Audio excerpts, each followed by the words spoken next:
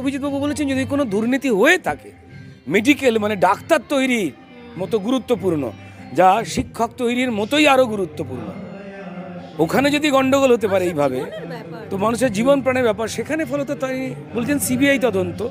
এবার যদি কোনো বিচারক সেটাতে আপত্তি জানান, এটাই খুব বিস্ময়কর হয়ে ওঠে এবং সেই বিষয়ে তিনি কোনো মতামত প্রকাশ করেছেন। কিন্তু অভিজিৎ গঙ্গোপাধ্যায় থেকে শুরু করে বাকি অন্যান্য হাইকোর্টের সম্মানীয় বিচারকেরা যে মানুষের পক্ষেই দাঁড়াচ্ছেন আর চোরেদের বিপক্ষে দাঁড়াচ্ছেন, এটা প্রমাণিত। এবং এই রায়ের, তার যে রায়, যে ডাক্তারিতে দুর্নীতি হওয়ার ক্ষেত্রে, তা সত্যি তো তদন্ত হওয়া উচিত। পশ্চিমবঙ্গের পুলিশ যে চোরকে রক্ষা করে শাসকের দলদাস, তার কাজই হচ্ছে যারা বিরোধীরা সত্যি কথা বলছে আমাদের মিথ্যে কেস দেওয়া, হেনস্থা করা, যারা আমাদের প্রাণে মেরে ফেলছে তাদের আড়াল করা, শাহজাহান শেখেদের লুকিয়ে রেখে দেওয়া, কাকুর গলার মতো চেপে রেখে দেওয়া, আমরা সবটাই দেখতে পাচ্ছি অ্যাট্রোসিটি।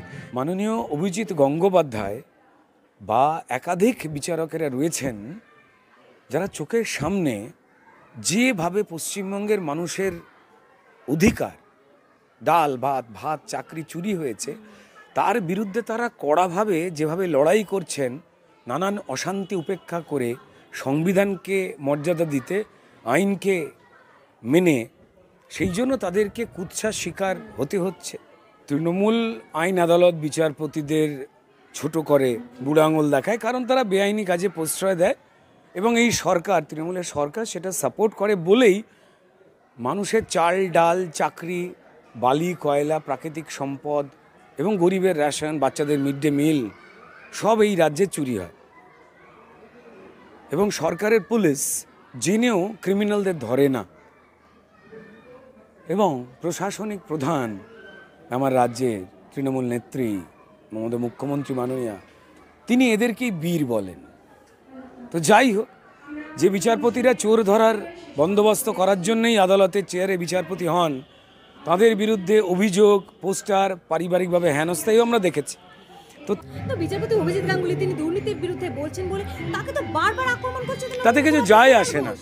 বিজেপির দালাল বলছে না, প্রথম হচ্ছে যে কোনো চারটে ফালতু লোক তারা কি কথা বললো তাতে কার কি আসে যায়, তাদের কথার গুরুত্ব দিয়ে আপনারা মানুষের কাছে মিডিয়া মারফত জানাতেই হন, আপনারাই প্রমাণ করে দিচ্ছেন এরা কত ফালতু বকে এবং এরা কিভাবে চোরকে প্রশ্রয় দিয়ে সমাজ পরিচালনা করতে চায়। অভিজিৎ গাঙ্গুলি যে সঠিক বলেছে সেটা কি প্রমাণ হবে? কারণ সোমেন সেনের বেঞ্চ থেকে কিন্তু মামলা সরে গিয়েছে তপব্রত চক্রবর্তীর ডিভিশন বেঞ্চে। তো তাহলে এত তো সোজা নয়। তারপরে মাননীয় বিচারপতি অভিজিৎ গঙ্গোপাধ্যায় যে রাস্তায় চলছিলেন, আইনি রাস্তায়, সেটাই যে ঠিক সেটা প্রমাণিত হলো। আমি কোনো বিচারক যার কাছে মামলা গেছিল, যিনি বিরুদ্ধে রায় দিয়েছিলেন, আমি সেটা নিয়ে কোনো কথা বলবো না। আমাদের বিচারপতিদের ওপরে কথা বলার স্পর্ধা আমাদের হওয়ার কথা নয়, কিন্তু মানুষ কি চাইছে সেই বিষয়ে আমরা তো আমাদের আবেগটা জানাতে পারি। অভিষেক বন্দ্যোপাধ্যায়ের আমার নাম, অভিষেক বন্দ্যোপাধ্যায়ের রাজনৈতিক ভবিষ্যৎ, কিন্তু যে ছেলে মেয়েরা চাকরি পাচ্ছে না যোগ্য হয়েও, তো তাদের ভবিষ্যতের কি হবে? দেখুন, পশ্চিমবঙ্গের শাসক দল তো নিজেদের ভাইপো ভাইজিদের ভবিষ্যৎ ছাড়া পশ্চিমবঙ্গে যারা বাচ্চা কাচ্চা, ভাইপো ভাইজি, তাদের ভবিষ্যৎ শেষ করে দিয়েছে। এ তো সবাই আমরা জানি। বড়লোক হয়েছেন মুখ্যমন্ত্রী পরিবারের লোকজনেরা, তাদের আত্মীয় স্বজনেরা, তাদের ভাইয়েরা, ভাইপোরা, ভাইজিরা। 3 সপ্তাহ হয়ে গেল ইডি আক্রান্ত হওয়ার পর শেখ শাহজাহান অধরা। অখিল গিরি তিনি খবর দিলেন, মন্তব্য করেছেন যে শেখ শাহজাহান হয়তো চিকিৎসার জন্য রাজ্যের বাইরে গেছেন। অবশেষে একটা খবর পাওয়া গেল। দেখুন, বলতে পারা যাবে না। এই অখিল গিরি বিভিন্ন রকম মন্তব্য করেন, কোন মন্তব্য ঠিক বা ভুল সেটা আমি বলতে পারবো না। এ নিয়ে আমাদের সম্মানীয় রাষ্ট্রপতিকে তার রূপ নিয়ে অত্যন্ত অসচেতন, অশোভন, অসাংবিধানিক ভাষা প্রয়োগ করেছেন, তাই আমি ওনার কথাকে গ্রাহ্য করতে চাই না।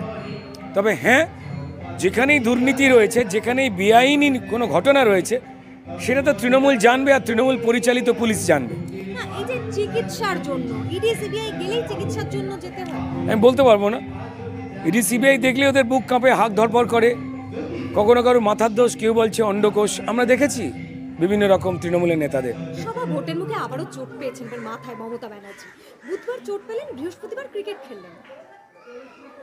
দেখুন আমরা এই দেখেছি যে এর আগে 2021 নির্বাচনে সারাক্ষণ পায়ে ব্যান্ডেজ বেঁধে ঘুরলেন, ব্যান্ডেজ বাঁধা পা উনি নাড়াচ্ছিলেন, এটাও দেখা গেছে ভিডিওতে। তারপর 2 তারিখ যেই রেজাল্ট বেরোলো সেই ব্যান্ডেজ ছুঁড়ে ফেলে দিয়ে তিনি গটং গটং গটং করে হাঁটতে হাঁটতে বেরোলেন। উনি মাননীয় মুখ্যমন্ত্রী, ওনার সম্পর্কে খারাপ কথা আমাদের বলা উচিত নয়, কিন্তু উনি রোজ বাধ্য করেন পশ্চিমবঙ্গের মানুষকে যে ওনাকে কি করে অবিশ্বাস করা যায়।